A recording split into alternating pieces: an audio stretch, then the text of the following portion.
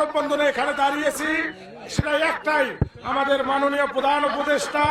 উনি বলেছেন যে রংপুর সবচেয়ে গরিব এলাকা রংপুর, এই আগামীতে এই গরিব এলাকাকে স্বাবলম্বী করার জন্য উনি আগামীতে অনেক প্রকল্প হাতে নিয়েছেন। তাই আমি মনে করি আমাদের মাননীয় প্রধান উপদেষ্টার যে বক্তব্য অনুযায়ী,